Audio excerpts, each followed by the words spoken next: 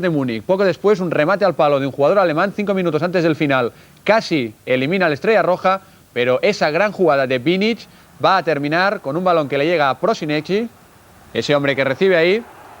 El balón jugará atrás para Mihajlovic, este centra y Klaus Augenthaler, con tan mala fortuna, pone el pie. Aumann se lo queda mirando y era el 2-2 y por lo tanto Estrella Roja por primera vez en su historia a la final de la Copa de Europa. La Estrella Roja de 1991 rara vez figurará en los libros de historia del fútbol como los equipos más revolucionarios o que marcaron una época, aunque en realidad lo merezca. Lejos de refugiarse cerca de su arco para jugar de contraataque, lo que hacía era presionar ferozmente en zonas altas buscando lastimar a la defensa rival abierta. Un estilo que décadas más tarde se instaló como una de las premisas del fútbol moderno, resumido en el Borussia Dortmund de Jürgen Klopp, el contrapressing. Mientras la guerra comenzaba a hacer estragos en Yugoslavia, un país ya completamente dividido, el Estrella Roja de Belgrado lograría alzar su única Copa de Europa, llamado así el último milagro de la Champions, una historia de gloria, lucha y dolor. El sueño europeo comenzaría en septiembre de 1990, recibiendo al campeón de Suiza, el Grasshopper de Zúrich. Más de 60.000 hinchas alentando en el Maracaná de Belgrado. Fue un empate a 1 en la ida. Luego, cambiaría todo goleando de visita 4-1 en Zúrich. Ya estaban en octavo de final. Sería el Rangers de Glasgow, un grande, campeón de Escocia. Esta vez dieron un espectáculo de buen fútbol ante su hinchada, goleando 3-0. La figura no podía ser otro que Prosinecki. En Escocia sentenciaron la serie y ya era una hazaña. Estaban en cuartos de final. Los esperaba el Dinamo Dresde, un grande de Alemania Oriental. Repetirían la goleada 3-0 en el Maracaná con una joya de tiro libre de Prosinecki, ya la revelación del torneo sin duda. Los ojos de Europa se empezaron a poner en los yugoslavos. El partido de vuelta en Dresden estuvo marcado por incidentes. Los hinchas alemanes se enfrentaron a la policía y el partido fue suspendido. Pero no pudieron evitar la clasificación a semifinales de la Estrella Roja que se impuso 5-1 en el global. El rival en semifinales era nada menos que el poderoso de Europa, el Bayern de Múnich. La ida se jugó en el Olímpico de Múnich, donde el Bayern nunca había perdido un partido. 47 partidos invicto. El Estrella Roja le jugó de igual a igual y se impuso 2-1. Ya era una hazaña total. La vuelta estuvo llena de emociones. El Maracaná era el mismísimo infierno con más de 60.000 almas alentando. Los yugoslavos se iban arriba con este tiro libre de Mihajlovic, el más importante de su carrera. Pero el Bayern de Múnich es un grande de Europa y nunca se rinde tan fácil.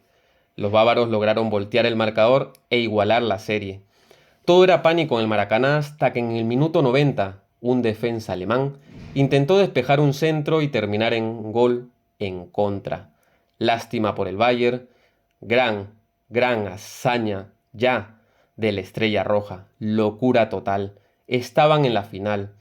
Mientras que en Belgrado los hinchas celebraban, la guerra entre serbios y croatas cobraban sus primeras víctimas.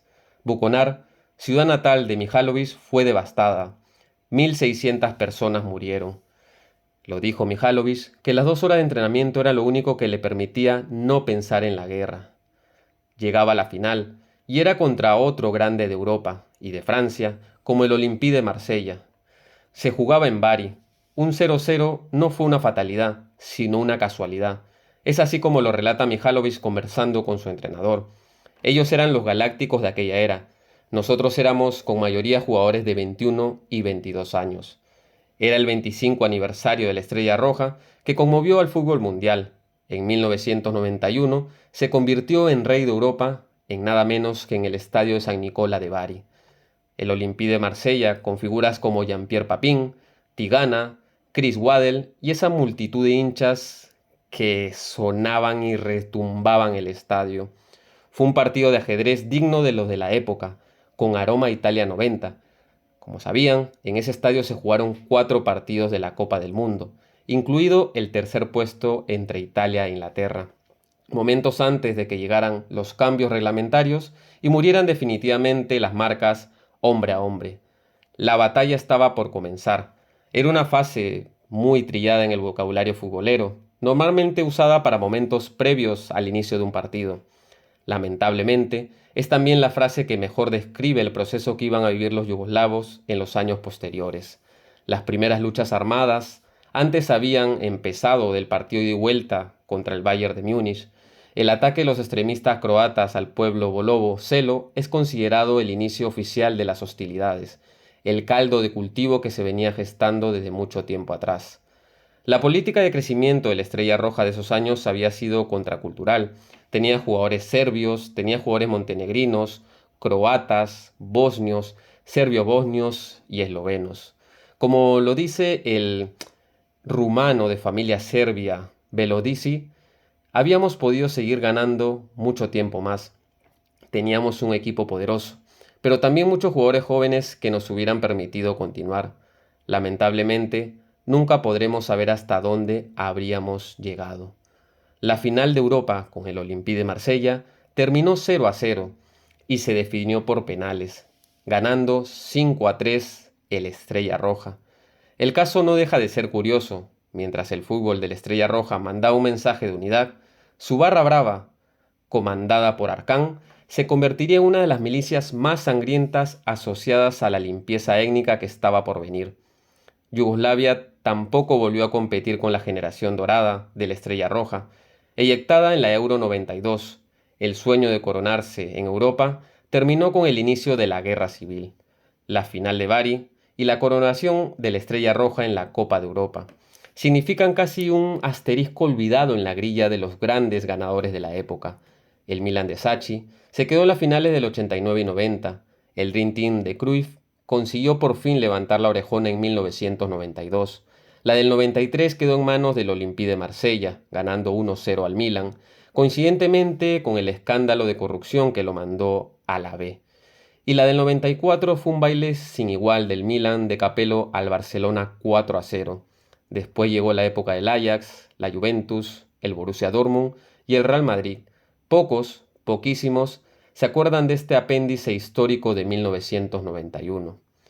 Al mes siguiente de haber ganado ya la Copa de Europa, la Estrella Roja, consagrarían ya en Bari, Eslovenia y Croacia se independizarían de Yugoslavia. Luego siguió Macedonia. Si la guerra hubiera podido detenerse, la imagen romántica de este equipo antes de la batalla igual se habría disuelto en la melancolía del ya no ser. Los millones esperaban a los grandes de la Estrella Roja, de uno u otro modo, mucho más con la diferencia económica reinante entre el bloque occidental y los restos del mundo comunista. Belgrado era una fiesta en las calles. Por un breve instante la ráfaga de los fusiles cesaron para dar paso a los gritos de alegría. Un pueblo que se preparaba para una guerra civil que los desgarraría durante una década. Pudo al menos celebrar algo el 29 de mayo de 1991. Sin duda no podemos olvidar a Prosinecki, quien tenía una técnica excepcional. Era uno de los mejores gambeteadores del mundo. Su fenomenal talento le abriría las puertas al Real Madrid y 3 años después ficharía por el Barcelona. Con ambos equipos logró títulos importantes. Por supuesto, no podemos olvidarnos de Sinisa Mihajlović, el director de la orquesta. Organizaba todo el medio campo con pases profundos y una magnífica visión de juego. Hacía dupla perfecta con Savicevic en el medio campo. Creatividad, talento y media distancia. A lo largo de los siguientes años, Prosinecki pasó al Real Madrid. Jugovic con 21 años a la Sampdoria. Mihajlović con 22 se fue a la Roma. Savicevic con 24 al Milan, tras quedar segundo en el Balón de Oro. Pančev, con 25 años, llegó al Inter como botín de oro europeo, y el rumano Velodisi se fue al Valencia. El arquero y capitán Stojanovic emigró al Amberes de Bélgica. La Europa poderosa se aprovechó las circunstancias y desplumó al campeón, como hacía 5 años después con el Ajax de Van Gaal, campeón de 1995 y finalista en 1996, tras la sentencia de Bosman.